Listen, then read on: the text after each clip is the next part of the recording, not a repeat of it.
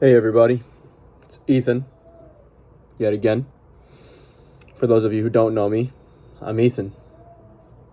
Just said so. For those of you who do know me,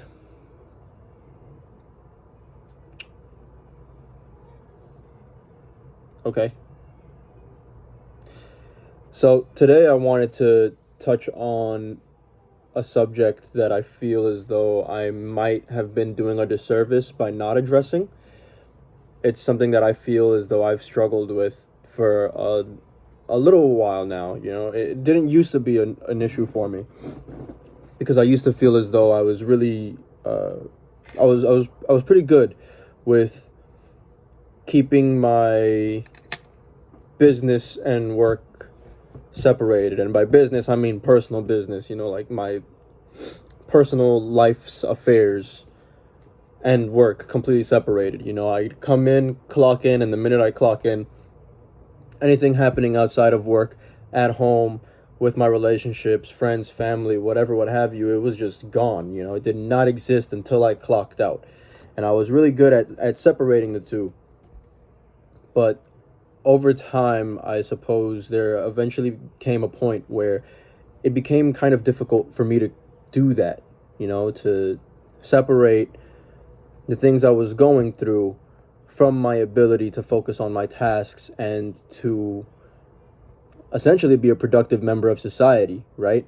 It's kind of hard to focus on work and school and doing all the things that you need to do when in the back of your mind you're just kind of crumbling and falling apart, right? So I think I wanted to make this video to touch on the topic of having anxiety at work, having panic attacks at work, being unable to focus because of your anxieties about things that are going on, so on and so forth. I, at least recently, began to struggle with it pretty badly. I was pretty down bad, and not in a fun way. I'd come into work and maybe at first I'd be able to psych myself out of it. I'd clock in and I'd be okay and just like, okay, gotta get through the day, gotta get through the shift. I'll be fine. Just focus on the tasks. I'd be moving. Apologies. I'd be moving and getting my work done. And then all of a sudden, there'd be a moment where I maybe had some downtime. And next thing you know, I'm experiencing some down time. I'm feeling depressed or anxious, or even in some instances straight up having a panic attack. I can recall a handful of moments in which I would have to excuse myself from work, not for the rest of my shift. I wouldn't do that, but where I'd kind of force myself into taking a 10 or 15-minute break early, or additionally on top of whatever I was doing, because I simply just could not mentally, emotionally, spiritually, or whatever, what have you, fathom the possibility of even getting through another few seconds of working without freaking all the way out. And I feel as though maybe some people can relate to that. So hence the reason I say I may be doing a disservice by not addressing this topic. I struggled for a while. I'd say maybe even kind of like a year and a half, maybe 2 years at this point, where it became an issue in which I just genuinely could not get through a single shift without experiencing some form of anxiety or depression, or a combination of the two, which got so severe to the point that I felt as though maybe I needed to excuse myself in certain cases, not even just for a few minutes, but for the entirety of my shift, for the rest of my shift, where I'd end up taking mental health days way too often, and obviously I was still the type of person that likes to make it up. I consider myself a very hardworking individual. I'd find ways to make up those hours and make sure that I wasn't falling behind entirely financially. But it did cause some kind of irreparable harm to my relationship with a lot of my coworkers and managers, who at one point saw me as a very reliable, trustworthy, strong, hardworking individual, and maybe started to kind of see me as a little bit less reliable, a little bit less trustworthy, a little bit more just off the hinges, right? And it was kind of devastating, because it's actually what ended up costing me one of my jobs. It was a pretty high paying job too. I won't say it was crazy pay, but it was over $20 an hour. I was a manager, and I was working a lot of hours. I was getting paid fairly well. But at the time, it didn't really matter to me, because even though I had worked so hard to reach this point where I could start making that kind of money, everything else in my life felt like it was falling apart. And so it was hard to see that in the moment, it was kind of wrong of me to allow myself to fall apart like that, especially while at work. I don't regret it, because me going through the things that I've gone through up until this point obviously have all shaped who I am right now. They're all what have led me to be the person that I am right now. So I don't regret it. But a little bit less the feeling of regret. I guess I would say it's a little bit more a feeling of just disappointment. A little bit of disappointment in myself, that I allowed myself to reach that point, knowing who I am, what I'm capable of. I've been told, and I feel as though maybe it's true, that I am the type of person that anytime I set my mind on something, it's going to get done. If I tell you I'm going to do something, it's going to happen. I maybe can't always guarantee when, but I can guarantee you that it'll happen for a fact. And sometimes I even can guarantee you when it'll happen. If I tell you that I'm going to do something and it's going to be done by this point, and I give you that point and I guarantee it, then it's going to happen, because I'm a man of my word. And on top of that, I don't know, I guess I just got something inside of me just will not allow me to disappoint anyone else. I'll disappoint myself, but I can't stand the idea of disappointing others. Or at least that's how I was. I think now maybe it's shifted a little bit more towards me not wanting to disappoint myself, which I would at least like to think is maybe a little bit healthier. I genuinely just don't want to disappoint myself anymore. And I think that's what it comes down to. I think you have to kind of start to think about not what you're doing to others in that aspect, but what you're doing to or for or against yourself. You're not really allowing yourself to be the best version of yourself if you're constantly allowing yourself to fall victim to your emotions, right? And that's not to say bottle everything up, push it aside, deal with it another time, but to deal with it now.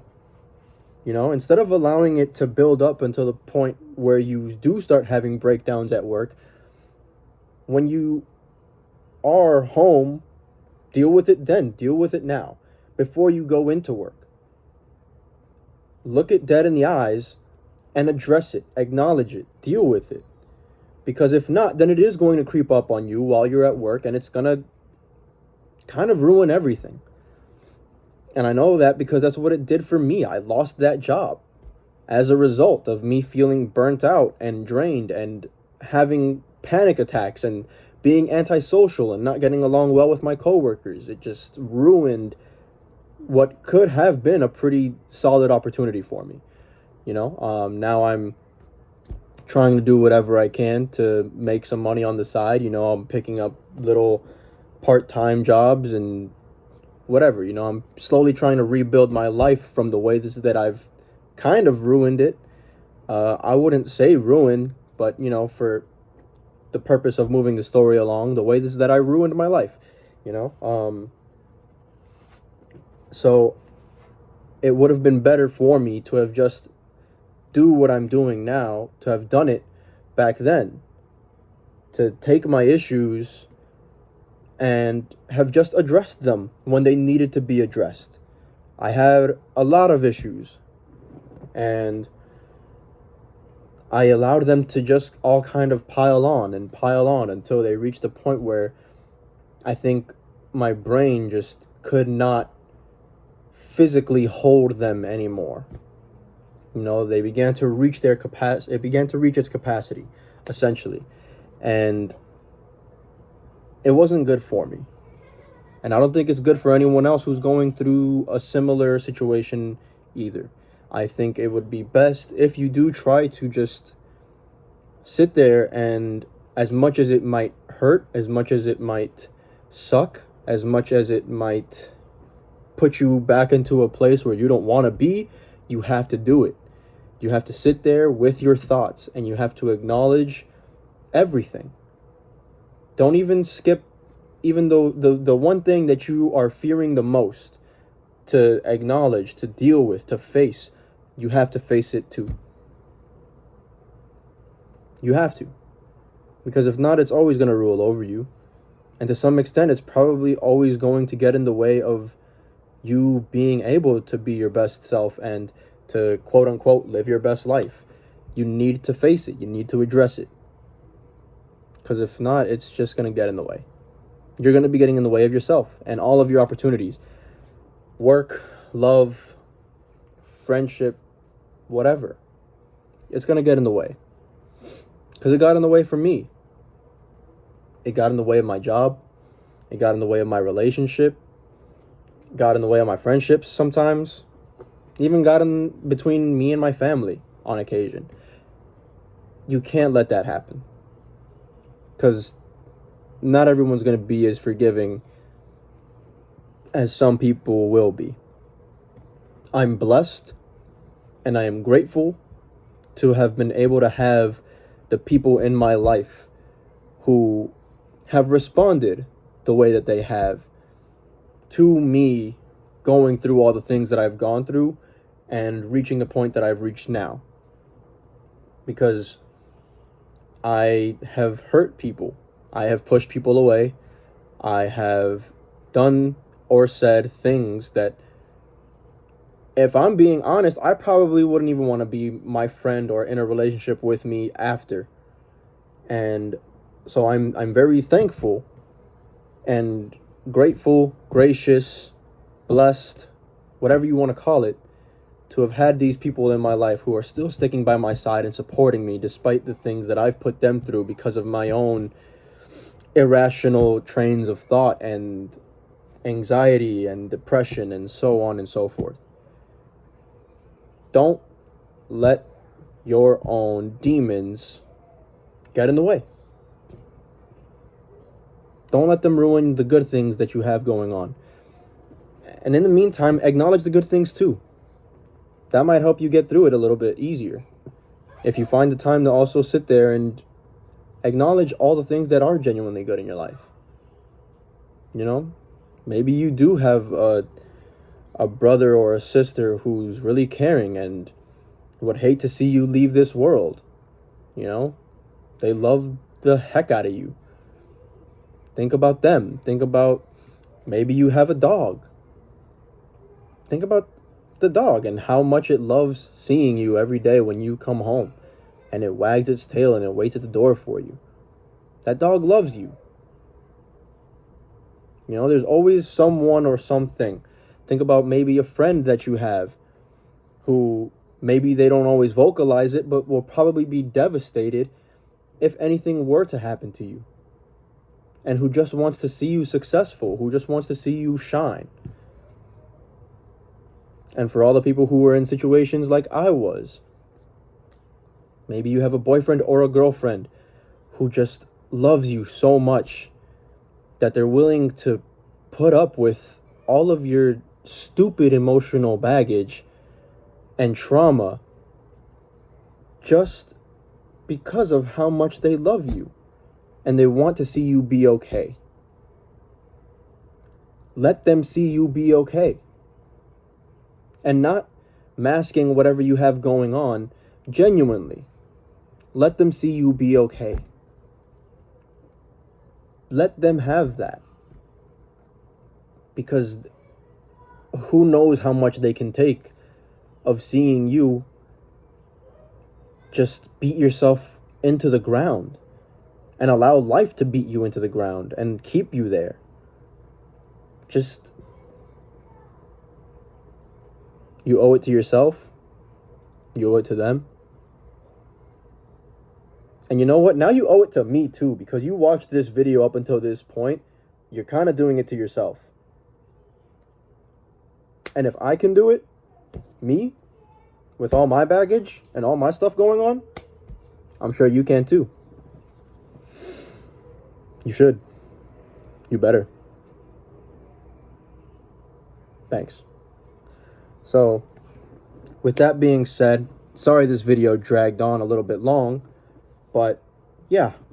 If anyone wants to hear a little bit more about my story, wants to hear me explain anything further that I was mentioning in this video, let me know in the comments. If you are feeling lonely, depressed, miserable, anxious, angry, like you want to set something on fire, as always, you can reach out. I will always reach back, no matter what time. 2 a.m., 3 a.m., 2 p.m., 4:75, does not matter. I will respond.